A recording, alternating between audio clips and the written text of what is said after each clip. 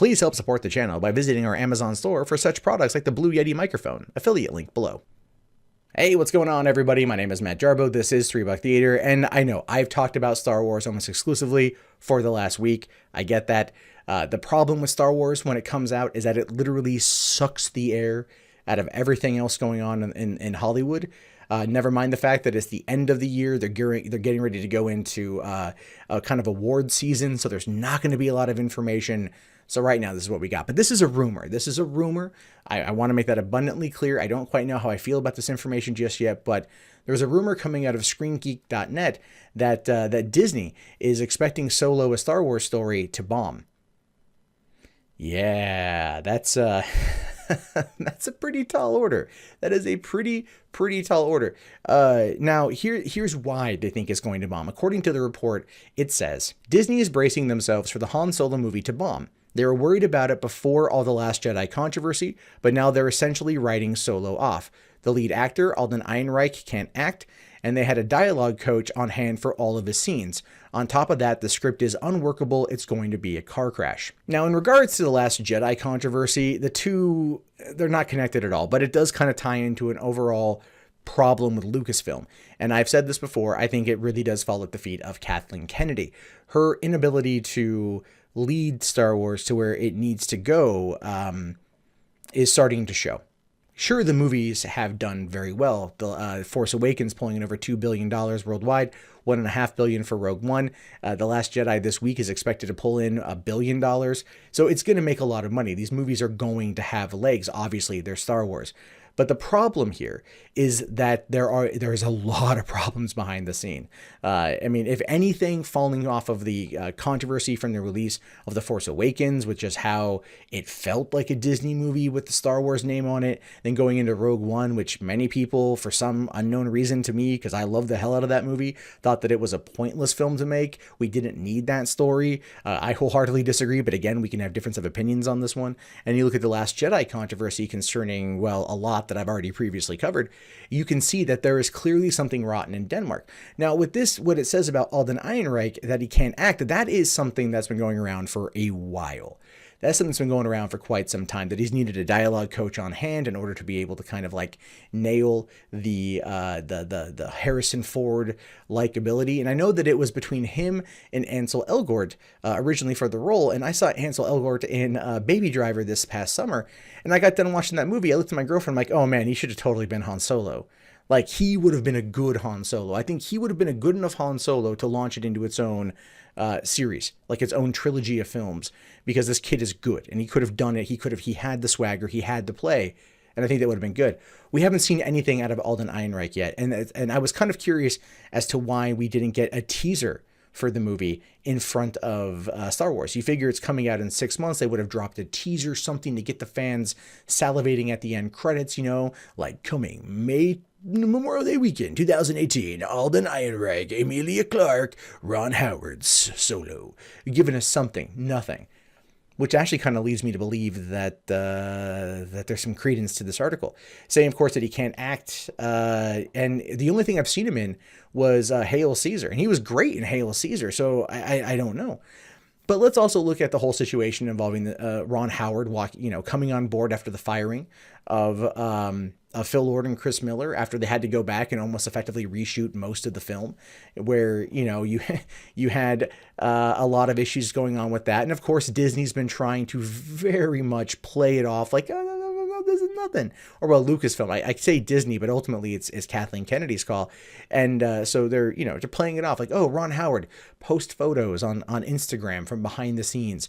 Let everyone know what's going on. Give them a glimpse into what's happening, because this is the only way for them to look at this as being effectively successful. Like, they want to show that there's nothing wrong. It's a show of no. You can see for yourself. We're shooting the movie. It's going to be great.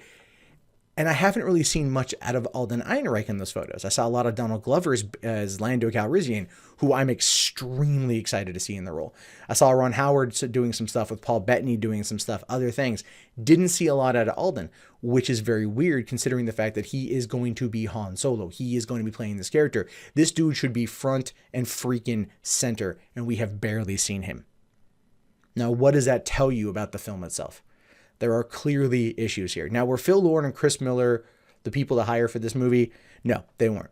And in the original announcement of them being hired, I was on board because I love their work. But ultimately, I get it.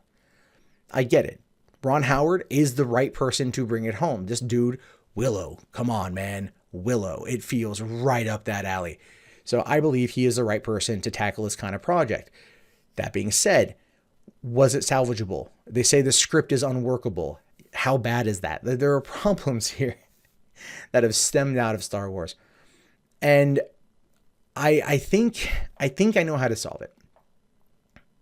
I do. I think I know how to solve it. You have to replace Kathleen Kennedy. You have to do it. At this point, you have to do it. Right? 4 films, 4 controversies. She has no control over what's going on. There's a quality control issue, especially with The Last Jedi. There are problems. You can tell that when it came to The Last Jedi and the creation of the Porgs, they were put front and center of the marketing because they were there to sell merchandise, right? Like you can see where Disney and Bob Iger have come in and told them to make this whole thing more of a commodity, even though it was already a commodity, and that's what made George Lucas a damn billionaire. But the movie itself needs to be good. Now, I still will be there. Preview showing, absolutely. Not going to miss it for the world.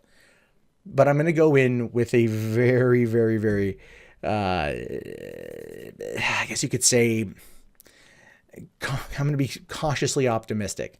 Now, that could change. I want to be perfectly upfront and transparent with you guys, because apparently my original thoughts of Star Wars The Last Jedi and my thoughts about it after seeing it again have angered some people. There's been some very weird tweets sent to me today as a result of that.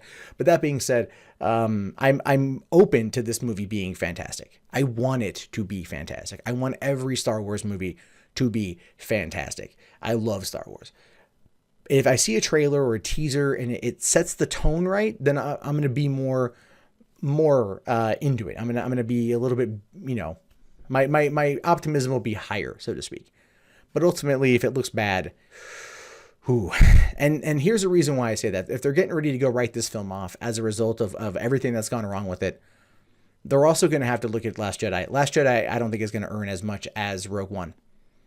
It's going to cross $1 billion in its first week, which is definitely going to be, something to write home about. But at the same time, it's had a larger drop off than The Force Awakens, and that's not good.